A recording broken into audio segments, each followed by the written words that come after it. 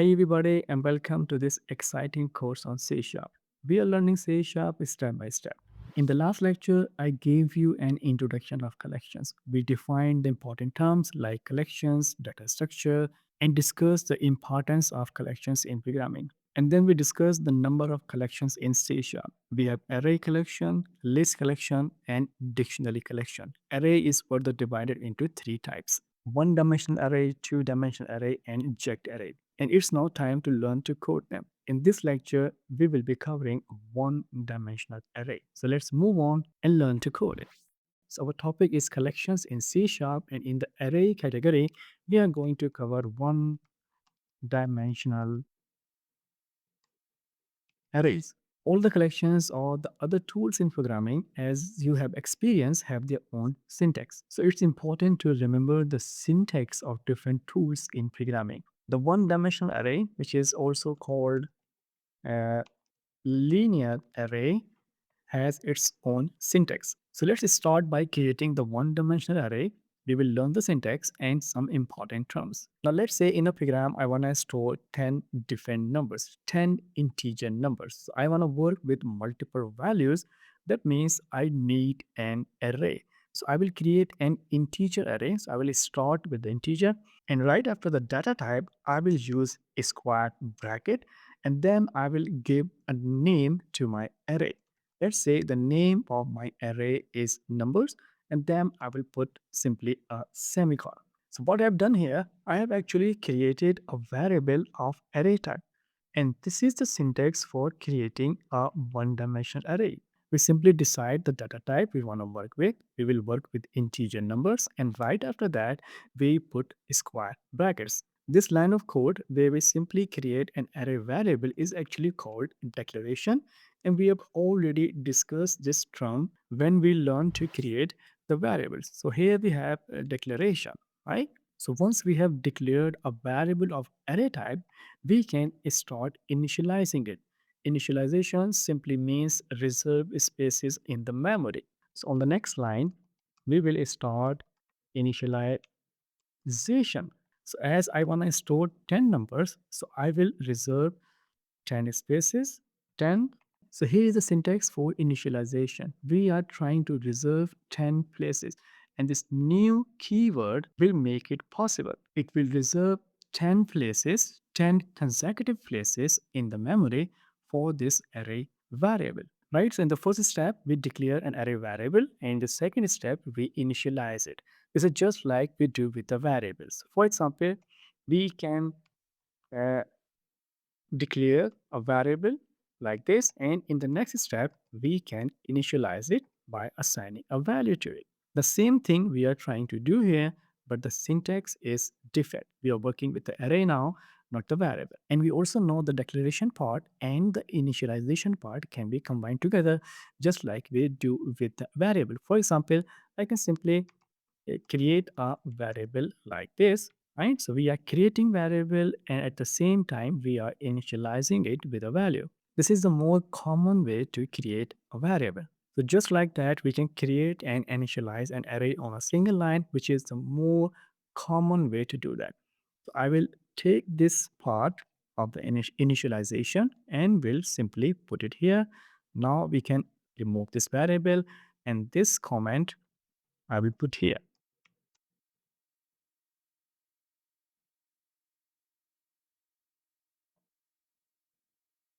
So this is a practical way of creating one-dimensional array in C Sharp. We simply create an array. The name of the array is numbers, and here we are initializing it. This simply means reserve the memory for 10 components. At this point, if I compile the application, so our compiler will simply create an array variable as well as reserve 10 spaces in the memory, and all those spaces will refer to this single variable numbers. The memory picture will exactly look like that you see right now on your computer screen. Our compiler has reserved 10 spaces in the memory, and all the spaces have a single reference variable, which is numbers. At the same time, the compiler will automatically assign a data type default value to each place. The default value of integer type is 0. That's why 0 is assigned to all the places. Another thing I want you to notice here is all the places, memory places, are consecutive. That means they are next to each other. So the compiler takes care of that and reserve the consecutive memory locations. Now we know what happens in the background when we simply create an array and reserve some spaces. It seems interesting, right? We are learning something new in programming. So that was the declaration plus initialization. What we can do more here, which is even more common in programming, is declaration, initialization plus value. So we can assign our own values at the time of declaration and initialization, which is very, very common. So how do we do that? Now here we need to remove the spaces we want to reserve, and instead I will open curly braces right after that, and inside the curly braces I will simply put the values. Let's say I want to work with the 10 different values. So all the values are separated by the commas: 20, 30, 40, 50, 60, 70, 80, 90, and the last one is 100. So this is how we declare, initialize, and assign values at the same time. Now in the memory, the structure looks like as you see in the diagram. Our own values are now placed in the memory. You have also noticed that I removed the array size number from here. So when we initialize our array with the value, we don't need to insert the size number. Our compiler will automatically count the number of values and then assign a size to the array. So now we have a fully function array. The name of the array is numbers and it has 10 different values, which are also called components. This array have 10 components. In C Sharp, there is a shortcut. If you want to create an array and assign it value at the same time, then you can also remove this new part. Now you see the syntax has become very simple. We are creating an array and initializing it with values at the same time. And once again, the size of the array is automatically calculated by the program. Let's move on. Now we will learn the most important feature of collections. Not only the array, all the collections implement the same feature. And that feature is called indexing. Indexing are used, or index numbers are used to access elements, access components. And we can access elements in two ways. We can read components and we can write components, such as we can read out the components, we can printing them out in the console, or we can even write components. Write means change components to some other value. And for that, we need to work with the indexing or index numbers. Now I will show you the memory diagram once again, and you will see the index numbers under the reserved places. These indexes are placed there by C Sharp compiler, and they have one very important property. The index value starts always from 0. So remember this point, all the memory spaces of an array are indexed by the compiler, and the index value starts always from 0. Using the index value, we access the components or the elements. We combine the index value with the array's name. How do we do that? Let's find out. When we work with a single variable, for example, I create a variable here like this. So variable has a single name and a single value. So the value 20 has only the one reference name, which is number. So if I want to print the value out in the console, I will simply write the reference name number. But what would happen in this case? If I, for example, uh, write the name of our array, our compiler will get confused because numbers is an array and it represents 10 different values. So things are different when you work with the array because an array can hold several different values. If I run this program now, you won't see any value in the console. You will rather see its type, which is system integer array. So let's run the program and let me show you the output. And here you see the type of the variable, which is an array of integer type, right? So in order to access the element, we need to combine the name of the array with the index value. Now we know index values always starts from 0. That means the number 10 has an index value 0, number 20 has an index value of 1, and the last number has an index value of 9. So how do we do that? We use brackets, square brackets together with the array name, and inside the bracket we put the index number of the element we want to access. For example, if I put index 0 represents number 10. And now you will see number 10 in the output. So let me just run the program. And so you see number 10 in the output. Now instead of index 0, let's say I put index 9. Index 9 represents the last element. Let's run the program and you will see 100 in the console. Now you see 100 in the console. So in order to read out the values of an array, we use index values. We can also write the values. For example, I want to change the value 100 to 95. So we will simply assign using the assignment operator. We will just point to the location. Location is 9. And now I will assign a different value. Let's say 95. And then we will print the value again. So we are printing the value which is on index 9. And here we are changing the value and then printing it again. So let's run the program. And so you see the value is changed, right?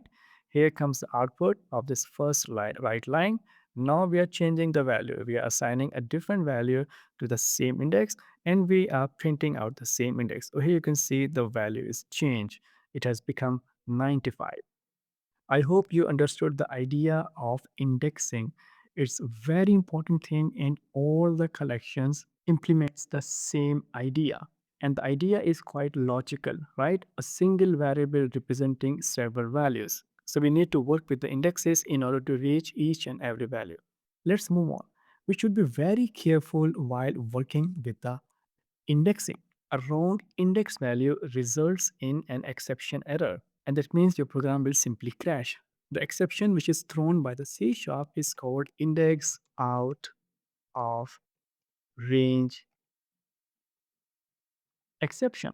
So whenever you try to access an index that does not exist, you will see this exception. This is an error.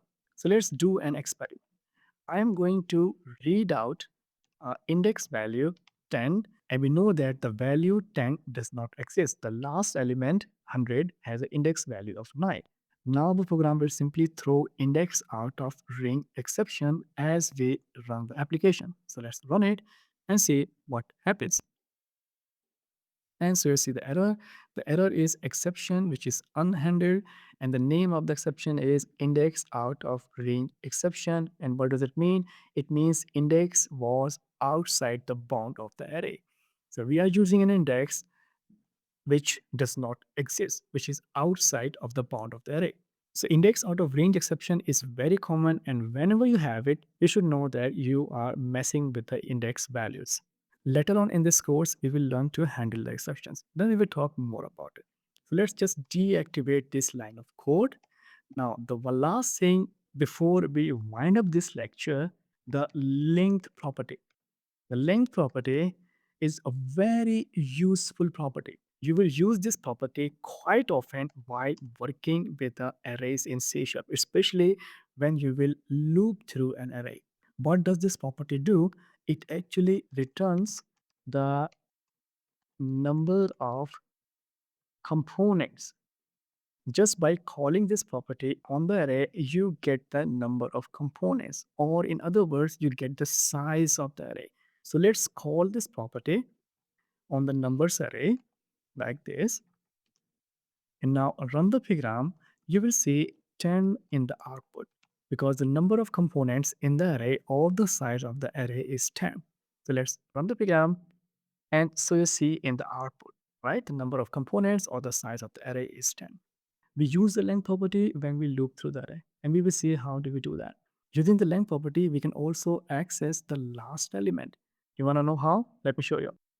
In a console write line, I will like something like this. So we are doing a calculation. Instead of writing a constant index value, for example, the 100 has an index value of 9. So instead of writing a constant, I am calculating it using the length property. We know that the length property will return the number of components, which is 10. And we also know that the index starts always from 0. So the index of the last element should always be 10 minus 1, which is 9. So using the length property, we can simply calculate the index of the last element, which is 100 or maybe 95. We are changing the value here. So let's run the program and see if we are getting the last element or not. And here you see, right, the last element in the console. So, my dear listener, that was one dimensional array we learned to code, but we are not done with it. We will continue to work with one dimensional array in our next lecture. In this lecture, we simply learn to create the array and some other stuff, other important stuff. In the next lecture, we will learn to loop through one dimensional array. It simply means apply the loop and automate the process. I will see you in the next lecture. Thanks for watching.